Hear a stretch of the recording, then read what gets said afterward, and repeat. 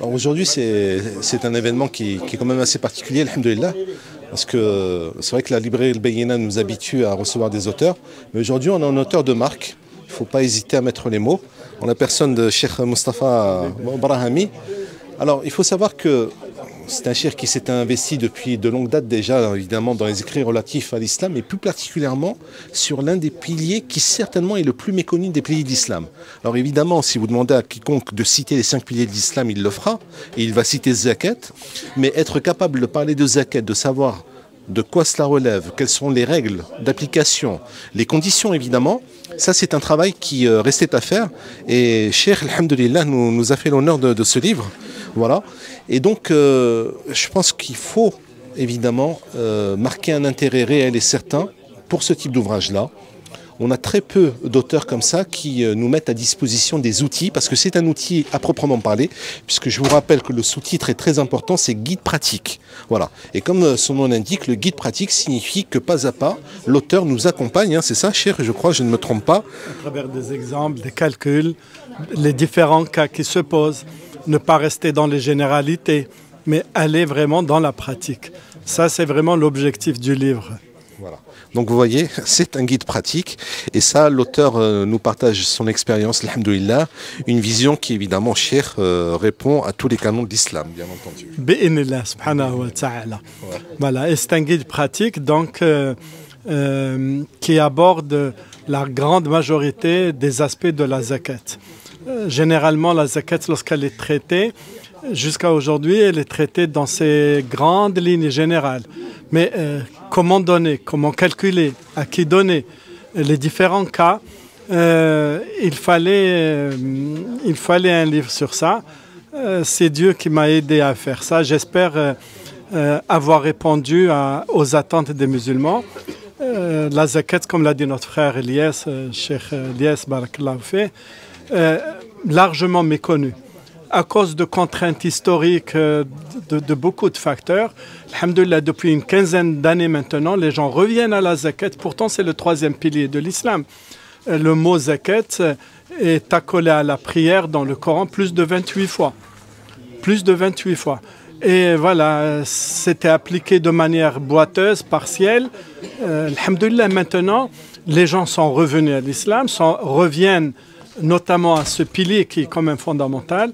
Et c'est l'une des pierres, une des contributions sur zakat, parmi, Inch'Allah, d'autres contributions aussi de frères, soit qui ont été faites, soit qui vont venir, bi'inillah subhanahu wa ta'ala. Cheikh Moustapha, moi j'ai une question comme ça qui vient à l'esprit. D'après vous, qu'est-ce qui explique cette méconnaissance, n'ayons pas peur des mots, cette méconnaissance du 3e pilier de l'islam comme vous venez de l'évoquer? Il y a plusieurs facteurs. Il y a le premier facteur, la prière, elle était connue, même si voilà, il y a une perpétuation de la prière. La prière, le jeûne, le hajj ont toujours existé. Ce sont des adorations par le corps. La zakat, elle a ceci de particulier, que c'est une adoration de Dieu à travers nos biens. Et ça, voilà, c'est difficilement compréhensible parce qu'on le veuille ou pas, nous subissons la pression psychologique occidentale, donc chrétienne, dans laquelle l'argent n'a rien à voir avec l'islam. Pour nous, non. L'argent, c'est un constituant. Les biens sont un constituant de l'islam et dont il faut donner. Allah Azza wa Jalla nous a donné pour donner. Et donc, zakat, elle avait aussi besoin d'une structure. C'est la structure étatique, hein, wali al-amr.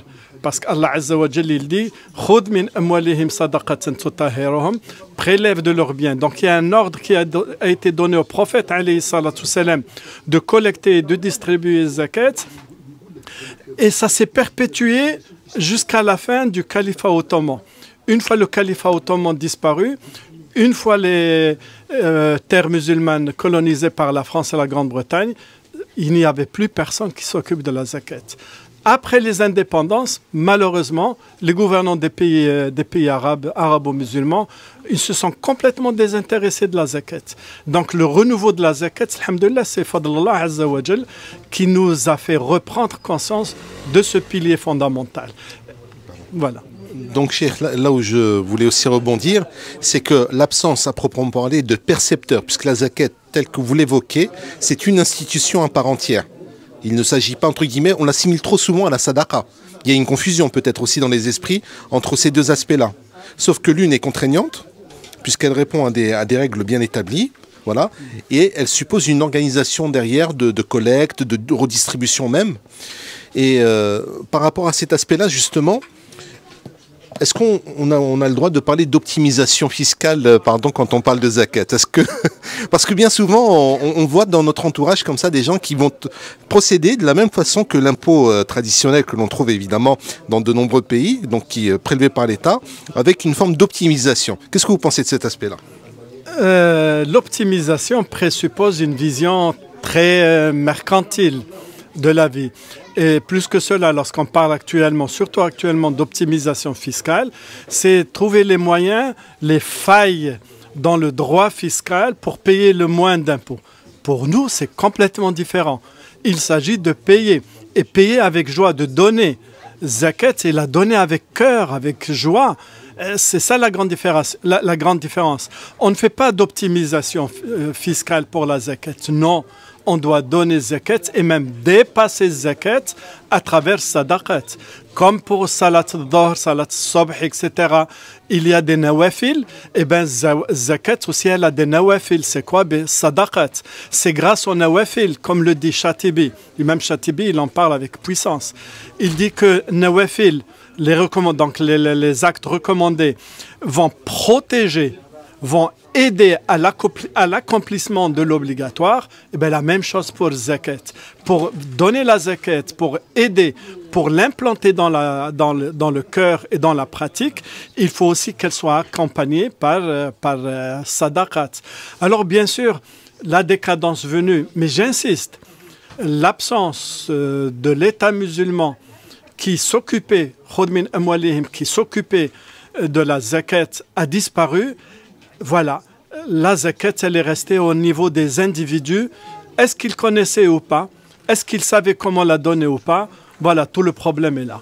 Alhamdulillah, avec la Nahda que nous vivons, alhamdulillah, les gens sont revenus à l'islam et sont en train de revenir aussi à la zakat, qui est un aspect fondamental dans la vie individuelle, mais c'est surtout dans la vie collective de l'individu, de la communauté musulmane. C'est pour ça qu'actuellement, zakat, il faut absolument appuyer zakat parce qu'elle implique la communauté et pas seulement l'individu. En tout cas, merci infiniment pour toutes ces explications, chères. Allah yabarak fik. Et donc, vous savez ce qu'il vous reste à faire, c'est faire l'acquisition de ce type d'ouvrage. Donc, je vous rappelle, Zakat, guide pratique, très important. Barakallahu fikum.